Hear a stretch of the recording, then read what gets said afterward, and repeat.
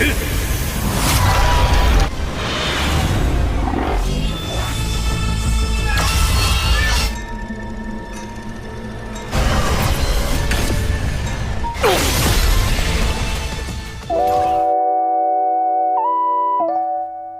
guys, kabar kalian gimana hari ini? Semoga sehat-sehat aja ya.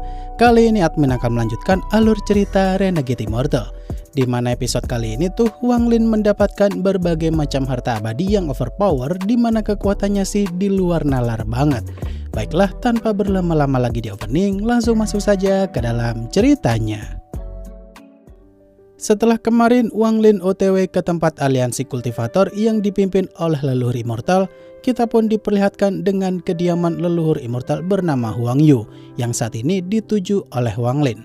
Saat itu Huang Yu benar-benar memanfaatkan jabatannya nih guys, untuk merayu para pengikutnya yang perempuan untuk dipegang-pegang, dengan alasan kalau dia dapat keberkahan leluhur immortal jika dipegang-pegang gitu. Fenomena ini kayak nggak asing nih guys, di mana pemimpin suatu komunitas bertindak cabul dengan embel-embel pengikutnya bakal dapat keberkahan. Di sisi lain, Wang Lin yang sampai juga di halaman luar aliansi kultivator, dia pun melihat suasana di tempat tersebut tuh emang mirip banget seperti cerita di alam abadi. Namun semua kultivator di tempat itu dikendalikan benih abadi oleh Huang Yu. Setelah itu, Wang Lin pun bertemu dengan seniornya bernama Yi Chang, di mana dia ini adalah seniornya Wang Lin dari sekte Heavenly Fortune. Di momen ini, Wang Lin yang diajak Yi Chang untuk gabung aliansi kultivator itu, Wang Lin pun membuat semua orang di sana marah besar. Karena Wang Lin berkata kalau pemimpin mereka tuh tak layak untuk memerintah Wang Lin.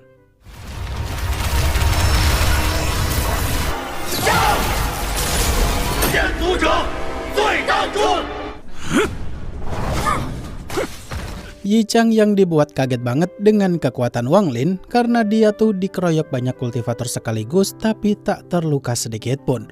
Kemudian muncullah pengawal abadi di tempat tersebut untuk memberikan hukuman kepada Wang Lin karena dia udah bikin rusuh di tempat itu.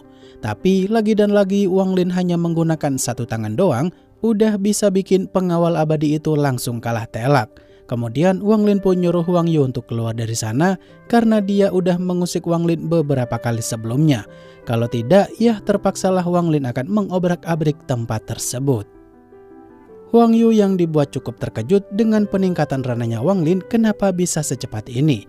Di momen itu, Huang Yu pun menganggap kalau mereka berdua udah impas dan nyuruh Wang Lin pergi dari sana karena dia udah menghabisi dua pengawal abadinya. Kemudian Wang Lin pun memberikan kristal abadi milik pengawal abadinya Huang Yu sambil berkata kalau Wang Lin mau menghabisi Huang Yu, mengingat dia udah mengganggunya duluan. Tak terima direndahkan gini, Huang Yu pun memanggil Kaisar Immortal untuk melawan Wang Lin.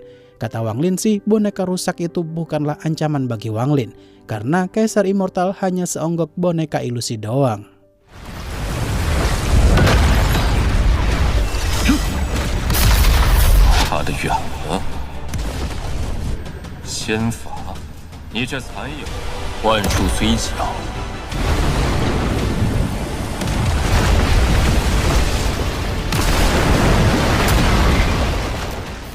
Wang Lin yang berhasil mengalahkan Kaisar Immortal serta meratakan kediaman Huang Yu sampai rusak parah. Di sini Huang Yu dibuat jengkel banget tuh, karena Wang Lin berkata jika kekuatan yang dimilikinya itu adalah palsu, alias kuat doang tapi tak punya tekad dao sekuat milik Wang Lin. Kemudian Huang Yu yang berniat mau menjadikan Wang Lin sebagai budak benih abadinya, Huang Yu pun mengambil kekuatan benih abadi kultivator yang dia kendalikan untuk memanggil makhluk makanan binatang abadi. Namun Wang Lin yang ingat dengan makhluk itu sih malah memanfaatkannya jadi makanan binatang buas cilin.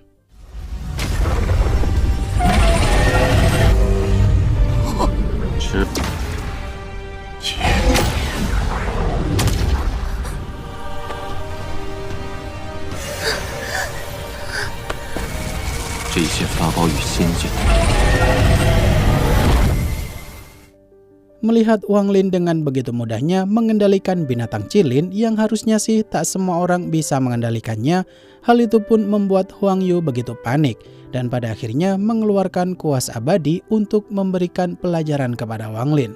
Saat itu Huang Yu mulai menciptakan rune emas nih guys. Dimana momen itu sih Wang Lin seketika ingat dengan rune emas yang dulu dia dapatkan di kediaman abadi.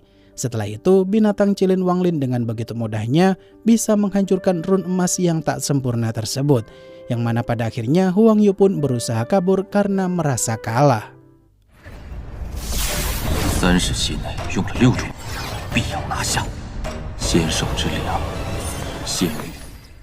Huang Yu yang saat itu dibuat panik banget karena Wang Lin tuh benar-benar jauh lebih kuat dari dugaannya, walaupun ranahnya Wang Lin di bawahnya Huang Yu.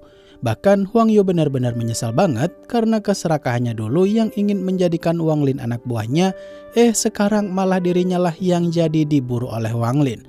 Di momen ini Huang Yu pun membuang harta kuas abadinya ke dalam ruang hampa nih guys, karena dia sadar jika Wang Lin ingin mendapatkan kuas abadi tersebut.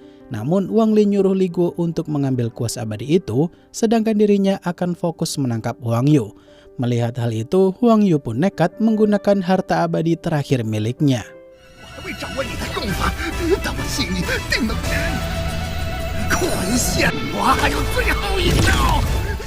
Wang Lin yang tak perlu susah payah menangkap Huang Yu karena harta abadi yang dia gunakan barusan belum bisa dia kendalikan sepenuhnya. Setelah itu Wang Lin pun OTW balik dan melihat Yun Shan udah ketemu dengan adiknya. Dimana Yun Shan sih berterima kasih kepada Wang Lin karena udah membebaskan semua kultivator dari efek benih abadi. Kemudian saat Wang Lin udah sampai di tempat suku pemurnian roh, Huang Yu pun ketakutan dan berusaha untuk ngajak negosiasi Wang Lin nih guys. Namun dia malah dibuat tercengang ketika dia melihat Wang Lin bisa menggunakan kuas abadi itu setelah dibawa balik oleh Li Guo.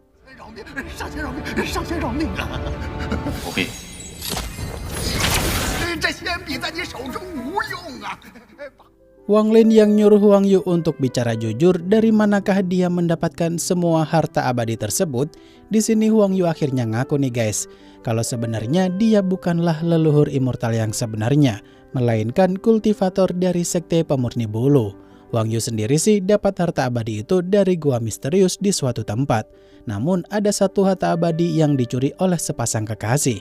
Setelah itu Wang Lin pun menarik isi tas penyimpanan harta abadi Huang Yu itu, di mana di dalamnya sih ada pesan dari Immortal Qinglin kepada putranya yang bernama Qingshan. Wang Lin yang merasa familiar banget dengan Qingshan selaku anak dari leluhur abadi Qinglin karena mereka tuh penguasa alam immortal hujan. Di sini Wang Lin baru kepikiran nih guys, kalau kekasihnya Zoe itu berasal dari alam abadi hujan, yang katanya sih dia adalah istri dari penguasa alam abadi hujan. Setelah itu Wang Lin pun mencoba untuk mengambil sedikit darah kekasihnya Zoe, di mana larangan dalam giok abadi itu pun mulai terbuka. Yang mana dalam token abadi itu ada berbagai macam informasi cara menggunakan harta abadi yang diambil oleh Huang Yu itu. 想必合你心意，此宝灵性出没，暗藏气火。Setelah Wang Lin mengetahui isi dari surat wasiat Kaisar Qinglin yang terbilang banyak banget rahasia harta abadi tersebut, di sini Wang Lin paham satu hal penting nih guys. Kalau dengan teknik pengunci tubuh yang ada dalam surat wasiat itu tuh bisa membuat Wang Lin jadi lebih tak terkalahkan. Mengingat pengawal abadi yang diciptakan oleh Huang Yu adalah produk gagalnya aja udah sekuat ini. Maka dari itu Wang Lin bisa menciptakan pengawal abadi yang jauh lebih kuat lagi. Maka dari itu Wang Lin butuh persiapan matang banget untuk mempelajari teknik pengunci tubuh milik Kaisar Qinglin itu.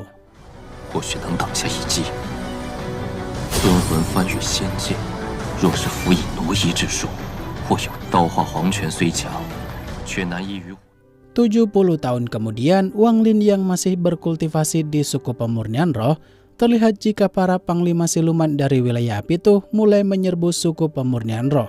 Karena mereka udah lama banget berada di wilayah perbatasan wilayah api dan wilayah langit. Saat itu, tak hanya ada satu panglima siluman doang nih yang datang menyerbu tempat itu. Tapi ada 2 panglima sekaligus dengan 2 armada penuh pula. Di momen ini, mereka ini begitu sombong banget nih, kalau Wang Lin sebagai leluhur suku tersebut ranahnya sama. Padahal Wang Lin udah berkultivasi selama 70 tahun lamanya dan pasti kekuatannya sekarang makin gak ngotak banget. Panglima Wei yang saat itu memerintahkan seluruh suku pemurnian roh untuk menyerah aja kalau mereka tak mau dihabisi secara brutal. Di sini Panglima Wei tuh menganggap kalau suku pemurnian roh hanya rumornya semata kalau mereka kuat. Karena formasi pelindung yang katanya kuat banget bisa dia lubangi dengan mudah. Kemudian saat Panglima Wei nyuruh semua anak buahnya menggabungkan kekuatan dan menciptakan satu serangan kuat, Wang Lin pun merasa terganggu dan akhirnya memutuskan untuk keluar. Dengan teknik pengunci tubuh yang dipelajarinya selama 70 tahun, saat itu Wang Lin seolah-olah bisa menghentikan waktu beberapa detik dengan teknik tersebut.